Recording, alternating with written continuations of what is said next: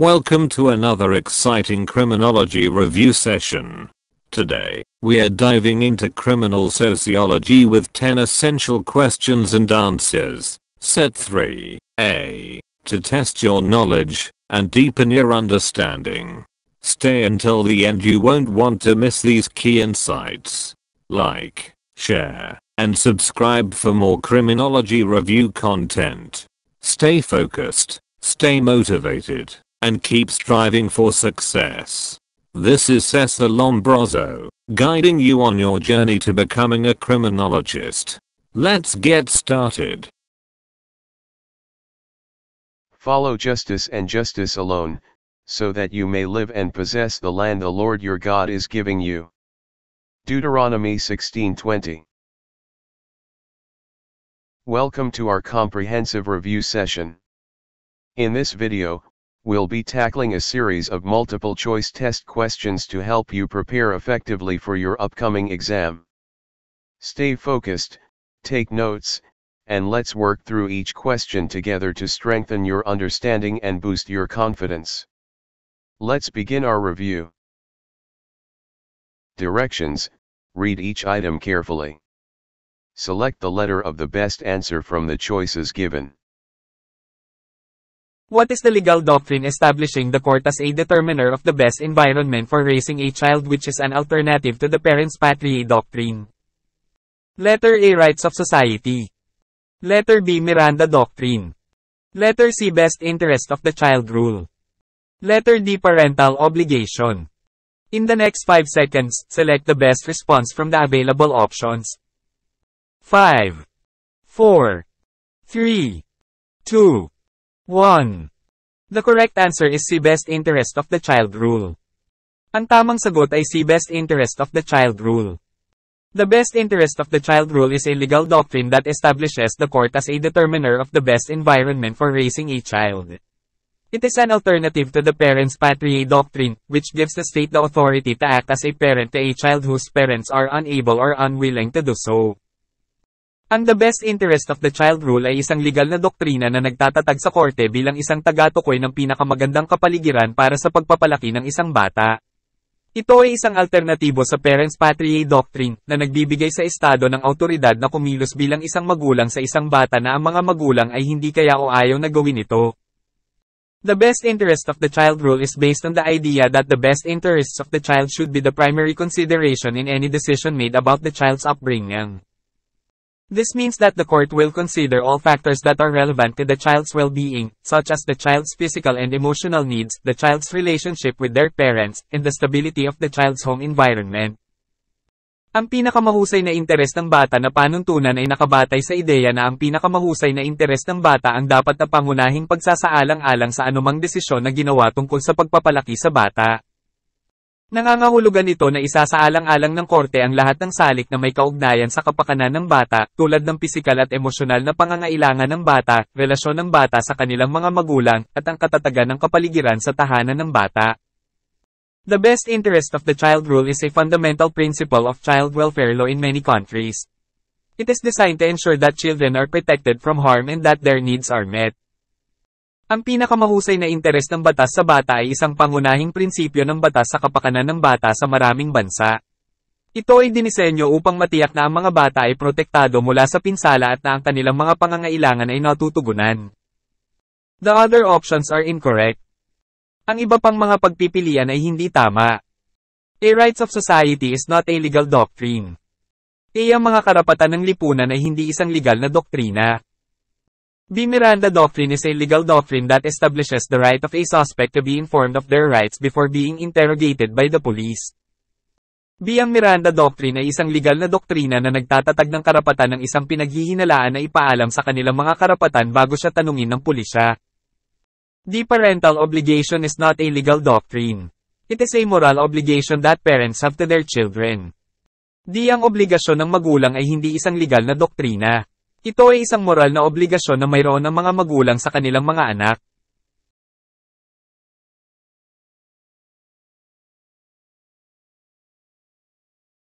What was the case that allowed the second prosecution in adult court for conviction in juvenile court, which was based on the idea that the first conviction was a civil matter? Letter A. Case law. Letter B. Breed v. Jones. Letter C. Miranda v. Arizona. Letter D. Matt v. Jeff. In the next 5 seconds, select the best response from the available options. 5, 4, 3, 2, 1. The answer is B. Breed v. Jones. Ang sagot ay B. Breed v. Jones. Breed v. Jones was a 1975 Supreme Court case that held that the double jeopardy clause of the Fifth Amendment applied to juvenile court proceedings. This meant that a juvenile could not be tried twice for the same crime, even if the first trial was in juvenile court and the second trial was in adult court. Ang Breed v. Jones ay isang kaso ng Korte Suprema noong 1975 na pinaniniwalaan na ang double jeopardy clause ng Fifth Amendment ay inilapat sa mga paglilitis sa Korte ng Kabataan.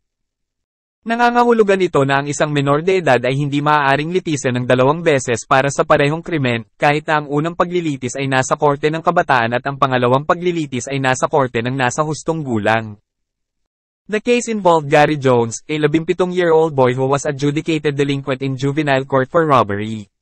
After the adjudication, the juvenile court judge found that Jones was unfit for treatment in the juvenile system and ordered him transferred to adult court for prosecution.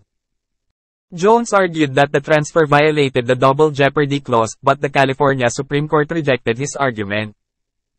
Ang kaso ay kinasasangkutan ni Gary Jones, isang 17 taong gulang na batang lalaki na hinatulan na delinkwente sa juvenile court para sa pagnanakaw.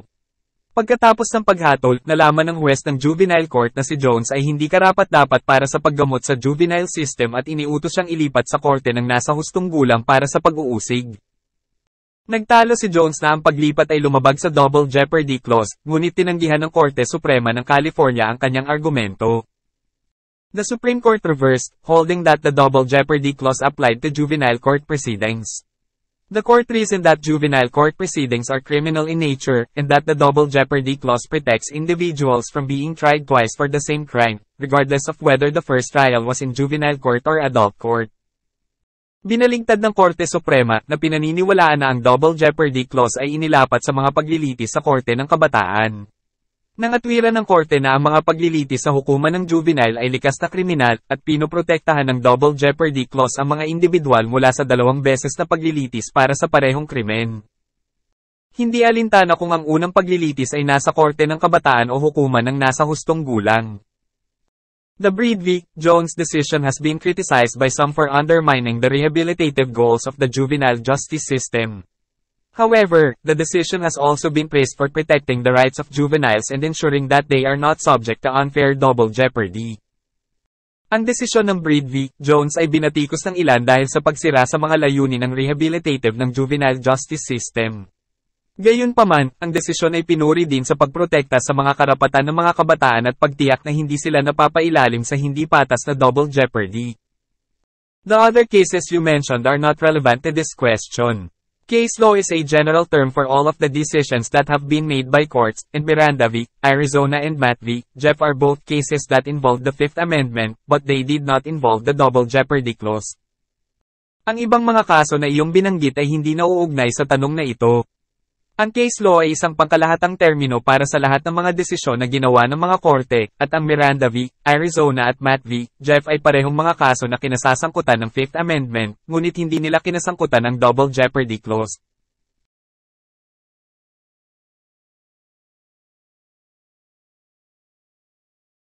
The law is established by the history of judicial decisions in cases decided by judges, as opposed to common law which is developed from the history of judicial decisions and social customs. Letter A. Case law. Letter B. Breed v. Jones. Letter C. Miranda v. Arizona. Letter D. Matt v. Jeff. In the next 5 seconds, select the best response from the available options. 5, 4, 3, 2, 1. The answer is A. Case law. Ang sagot ay A. Case law. Case law is the body of law that is established by the history of judicial decisions in cases decided by judges. It is also known as precedent or common law. Case law is binding on lower courts in the same jurisdiction, meaning that they must follow the decisions of higher courts.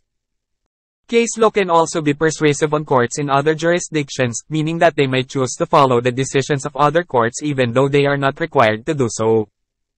Ang batas ng kaso ay ang katawan ng batas na itinatag ng kasaysayan ng mga desisyon ng hudisyal sa mga kaso na pinagpasyahan ng mga hukom.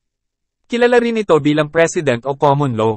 Ang batas ng kaso ay may bisa sa mga mababang hukuman sa parehong jurisdiksyon, ibig sabihin ay dapat nilang sundin ang mga desisyon ng mas matataas na hukuman. Ang batas ng kaso ay maaari ding maging mapanghikayat sa mga hukuman sa iba pang mga jurisdiksyon, ibig sabihin ay maaari nilang piliin na sundin ang mga desisyon ng ibang mga hukuman kahit na hindi sila kinakailangang gawin ito. Common law, on the other hand, is developed from the history of judicial decisions and social customs. It is not based on statutes or regulations, but rather on the decisions of judges over time. Common law is also known as judge-made law. Ang karaniwang batas sa kabilang banda ay binuo mula sa kasaysayan ng mga hudisyal na desisyon at mga kaugaliang panlipunan. Hindi ito nakabatay sa mga batas o regulasyon, ngunit sa mga desisyon ng mga hukom sa paglipas ng panahon. Ang karaniwang batas ay kilala rin bilang batas na ginawa ng hukom. The cases you mentioned are all examples of case law. Breed v. Jones, Miranda v. Arizona, and Matt v. Jeff are all Supreme Court cases that have established important precedents in American law. Ang mga kasong nabanggit mo ay pawang mga halimbawa ng batas ng kaso. Ang Breed v. Jones, Miranda v. Arizona, at Matt v. Jeff ay pawang mga kaso ng Korte Suprema na nagtatag ng mahahalagang pamarisan sa batas ng Amerika. Here are some examples of how case law is used. Narito ang ilang halimbawa kung paano ginagamit ang batas ng kaso. A court may use case law to determine whether a particular action is legal or illegal. Maaaring gamitin ng korte ang batas ng kaso upang matukoy kung legal o illegal ang isang partikular na aksyon. A court may use case law to interpret a statute or regulation. Maaaring gamitin ng korte ang batas ng kaso upang bigyang kahulugan ng isang batas o regulasyon. A court may use case law to determine the appropriate remedy for a breach of contract. Maaaring gamitin ng korte ang batas ng kaso upang matukoy ang naangkop na remedyo para sa paglabag sa kontrata. A court may use case law to determine the rights of a party in a civil or criminal proceeding. Maaaring gamitin ng korte ang batas ng kaso upang matukoy ang mga karapatan ng isang partido sa isang sibil o kriminal na paglilitis. Case law is an important part of the American legal system. It provides judges with guidance on how to decide cases, and it helps to ensure that the law is applied fairly and consistently. Ang batas ng kaso ay isang mahalagang bahagi ng sistemang legal ng Amerika. Nagbibigay ito ng patnubay sa mga hukom kung paano magdesisyon ng mga kaso, at nakakatulong ito upang matiyak na ang batas ay inilalapat ng patas at pare-pareho.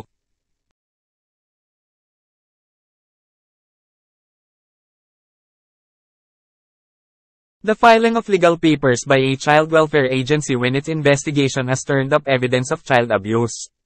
This is a civil, rather than criminal, charge designed to take preventive action, like the appointment of a guardian for at-risk children before abuse occurs. Letter A. Child prosecution. Letter B. Child protection action. Letter C. Parens patriae. Letter D. Preliminary investigation.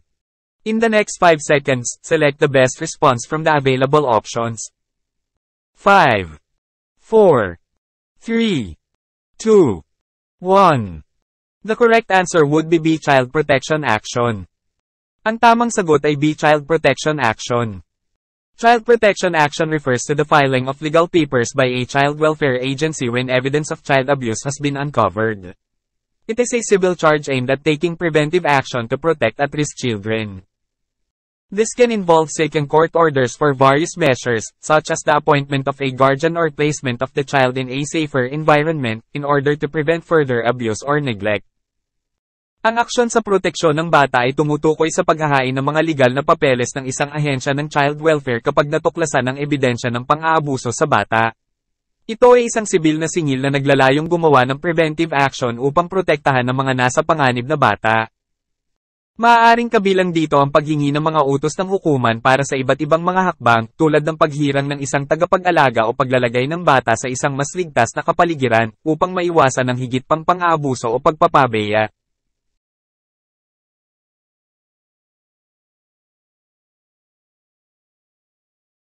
The act of being responsible for enforcing child support obligations is known as Letter A. Child's care. Letter B. Parental guidance. Letter C. Child at risk. Letter D. Child support.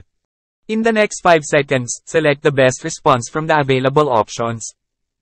5, 4, 3, 2, 1. The answer is D. Child support. Ang sagot ay D. Suporta sa bata. Child support is a payment made by one parent to the other for the financial support of their child when it is typically ordered by a court after a divorce or separation. The amount of child support is based on a number of factors, including the income of both parents, the number of children, and the cost of living. Ang suporta sa bata ay isang pagbabayad na ginawa ng isang magulang sa isa pa para sa pinansyal na suporta ng kanilang mga anak. Karaniwan itong iniutos ng korte pagkatapos ng diborsyo o paghihiwalay. Ang halaga ng suporta sa bata ay nakabatay sa ilang mga kadahilanan, kabilang ang kita ng parehong mga magulang, ang bilang ng mga anak at ang halaga ng pamumuhay. The parent who is responsible for paying child support is called the obligor. The parent who receives the payments is called the obligee. The obligor is required to make the payments on time and in full. If the obligor fails to make payments, the obligee can take steps to enforce the order, such as wage garnishment or contempt of court. Ang magulang na responsable sa pagbabayad ng suporta sa bata ay tinatawag na obligor. Ang magulang na tumatanggap ng mga pagbabayad ay tinatawag na obligee. Kinakailangan ng obligor na gawin ang mga pagbabayad sa oras at buo. Kung nabigo ang obligor na magbayad, ang obligee ay maaaring gumawa ng mga hakbang upang ipatupad ang utos, tulad ng wage garnishment o contempt of court. Child support is an important part of ensuring that children have the financial resources they need to thrive. It helps to cover the costs of food, clothing, housing, transportation, and healthcare. Child support can also help to ensure that children have access to quality education and extracurricular activities. Ang suporta sa bata ay isang mahalagang bahagi ng pagtiyak na ang mga bata ay may mga mapagkukunang pinansyal na kailangan nila upang umunlad. Nakakatulong ito upang mabayaran ang mga gastos sa pagkain, damit, pabahay, transportasyon, at pangangalagang pangkalusugan. Makakatulong din ang suporta sa bata upang matiyak na ang mga bata ay may akses sa dekalidad na edukasyon at mga extracurricular na aktibidad. The enforcement of child support orders is important to ensure that children receive the financial support they need. There are a number of ways to enforce child support orders, including wage garnishment, contempt of court, and driver's license suspension. Ang pagpapatupad ng mga utos ng suporta sa bata ay mahalaga upang matiyak na matatanggap ng mga bata ang suportang pinansyal na kailangan nila. Mayroong ilang mga paraan upang ipatupad ang mga utos ng suporta sa bata, kabilang ang garnishment sa sahod, pagsuway sa korte, at pagsususpinde ng lisensya sa pagmamaneho.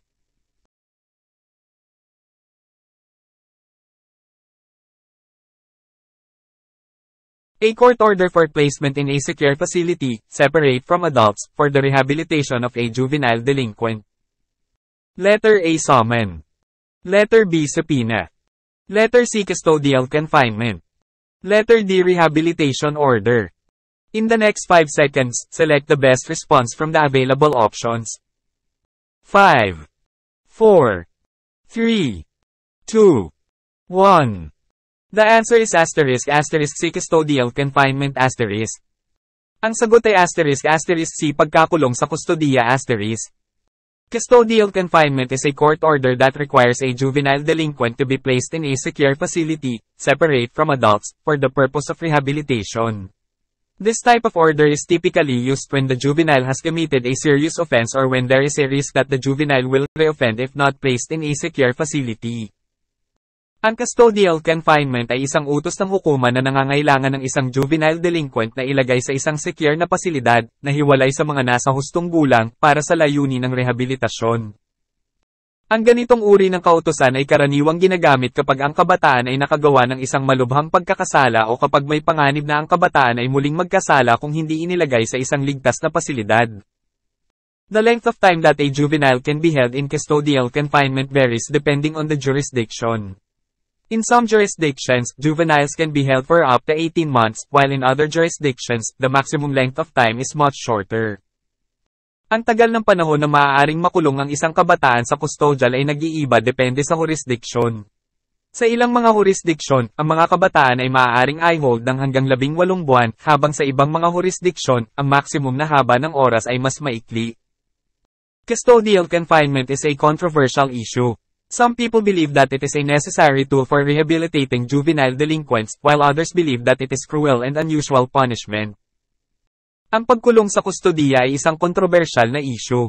Ang ilang mga tao ay naniniwala na ito ay isang kinakailangang kasangkapan para sa rehabilitasyon ng mga kabataang delinkwente, habang ang iba ay naniniwala na ito ay malupit at hindi pangkaraniwang parusa.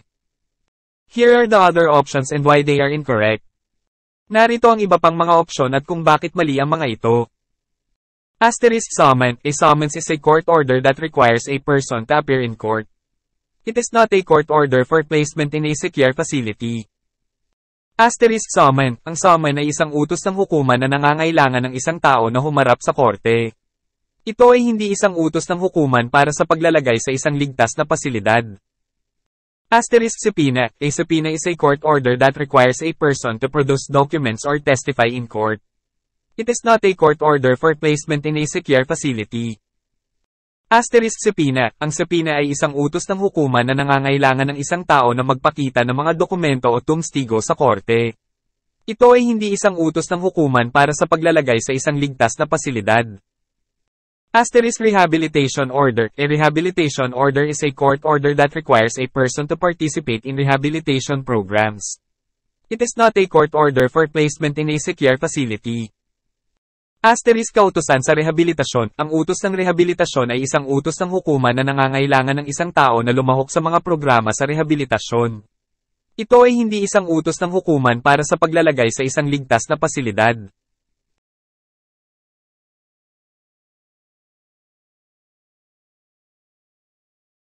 Blank is anyone under the care of someone else. A child ceases to be dependent when they reach the age of emancipation. Letter A delinquent. Letter B dependent. Letter C independent. Letter D recognizance. In the next 5 seconds, select the best response from the available options.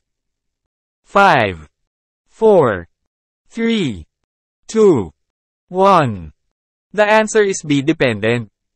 Ang sagot ay B dependent. A dependent is anyone who relies on another person for financial support or care. A child is considered a dependent until they reach the age of majority, which is 18 in most states. At that point, they are considered emancipated and no longer legally dependent on their parents. Ang dependent ay sinumang umaasa sa ibang tao para sa pinansyal na suporta o pangangalaga. Ang isang bata ay itinuturing na isang umaasa hanggang sa maabot nila ang edad ng mayorya, na 18 sa karamihan ng mga estado. Sa puntong yun, sila ay itinuturing na emancipated at hindi na legal na umaasa sa kanilang mga magulang. The other answer choices are incorrect. Ang iba pang mga pagpipilian sa sagot ay mali. A delinquent is a person who has committed a crime or offense. Ang delinkwente ay isang taong nakagawa ng krimen o pagkakasala. An independent person is not reliant on another person for financial support or care. Ang isang malayang tao ay hindi umaasa sa ibang tao para sa pinansyal na suporta o pangangalaga. Recognizance is a legal term that refers to a promise to appear in court.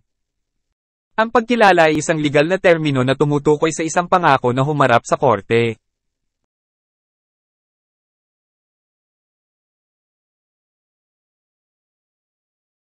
It is a phase of delinquency proceeding similar to the sentencing phase of the adult trial.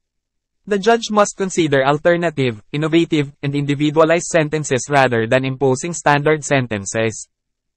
Letter A preliminary investigation. Letter B judgment. Letter C disposition. Letter D probationary period. In the next 5 seconds, select the best response from the available options. 5, 4, 3, 2, 1. The answer is C disposition. Ang sagot ay C disposition. The disposition phase of a juvenile delinquency proceeding is similar to the sentencing phase of an adult criminal trial. In this phase, the judge will determine the appropriate punishment for the juvenile offender. The judge is not limited to imposing standard sentences, and may consider alternative, innovative, and individualized sentences. Ang yugto ng disposisyon ng paglilitis sa delinkuwensya ng kabataan ay katulad ng yugto ng pagsentensya ng isang paglilitis sa kriminal na nasa hustong gulang. Sa yugtong ito, tutukuyin ng hukom ang nararapat na parusa para sa juvenile na nagkasala.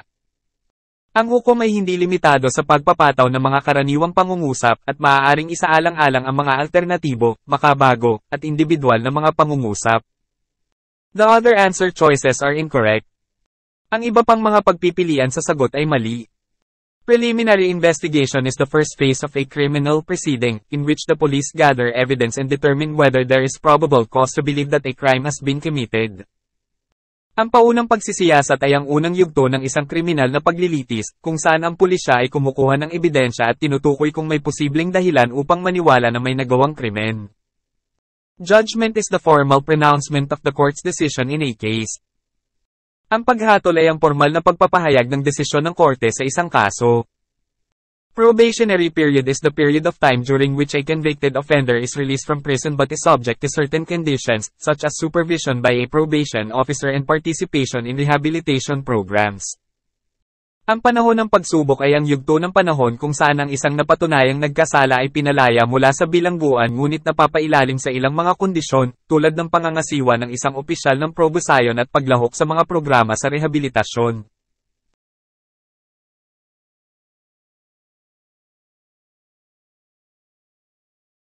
The independence of a minor from his or her parents before reaching the age of majority is known as Letter A. Enlightenment. Letter B. Recognizance. Letter C. Emancipation. Letter D. Freedom from the parental obligation. In the next 5 seconds, select the best response from the available options. 5, 4, 3, 2, 1. The answer is C. Emancipation. Ang sagot ay C. Pagpapalaya. Emancipation is the legal process by which a minor is freed from the control of their parents or guardians. This means that the minor is no longer legally required to live with their parents, obey their rules, or attend school.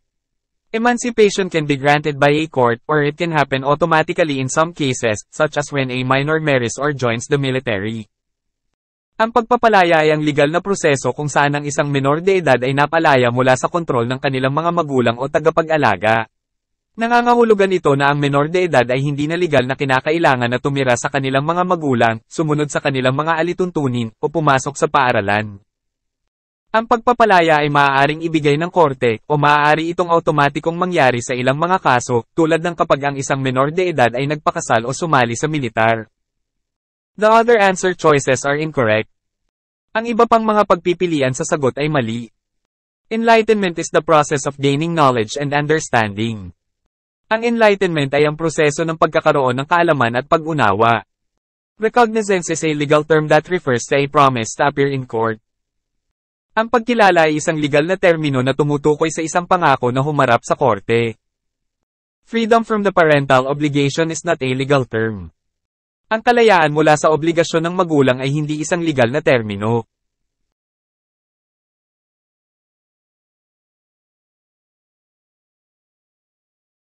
A clause requiring the government to treat similarly situated people the same or have a good reason for treating them differently. Compelling reasons are considered to exist for treating children differently. Letter A. Bill of Rights. Letter B. Equal protection. Letter C. Parens Patriae. Letter D. Diversion. In the next 5 seconds, select the best response from the available options.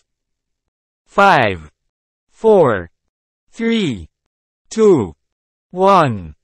The answer is B. Equal protection. Ang sagot ay B. Equal protection. The Equal Protection Clause is part of the 14th Amendment to the United States Constitution.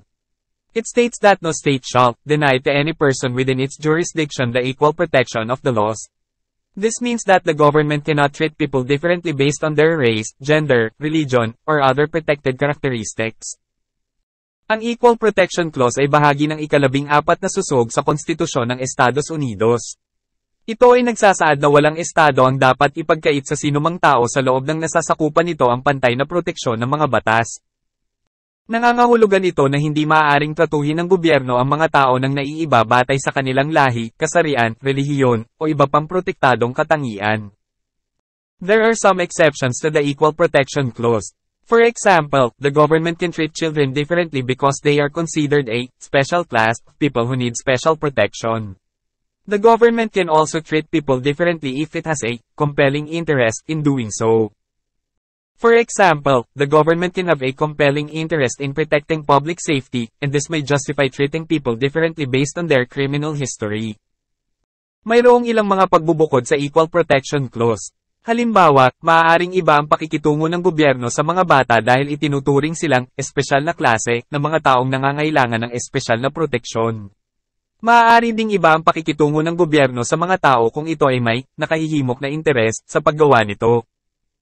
Halimbawa, ang gobyerno ay maaaring magkaroon ng mapanghikayat na interes sa pagprotekta sa kaligtasan ng publiko, at ito ay maaaring bigyang katwiran ng pagtrato sa mga tao nang naiiba batay sa kanilang kasaysayan ng krimen. The other answer choices are incorrect. Ang iba pang mga pagpipilian sa sagot ay mali.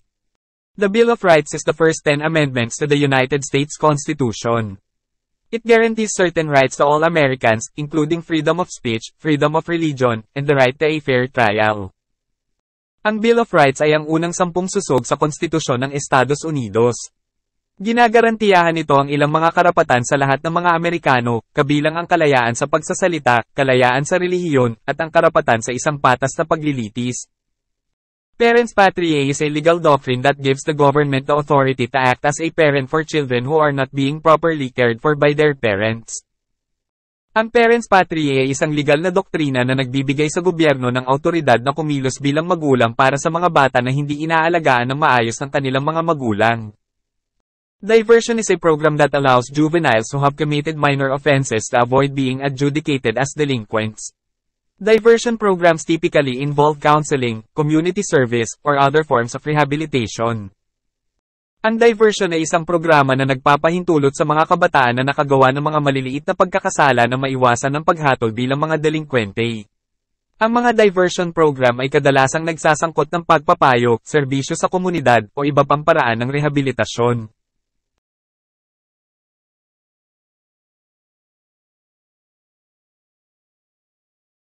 I can do all things through Christ which strengthened me. Philippians 4:13. This verse emphasizes faith, perseverance, and reliance on God's strength in all aspects of life, including challenges in law, justice, and moral decision-making. It serves as a reminder that with Christ's guidance, we can overcome obstacles, pursue righteousness, and uphold justice with integrity. Thank you for watching. Don't forget to like, share, and subscribe for more educational content. See you in the next video.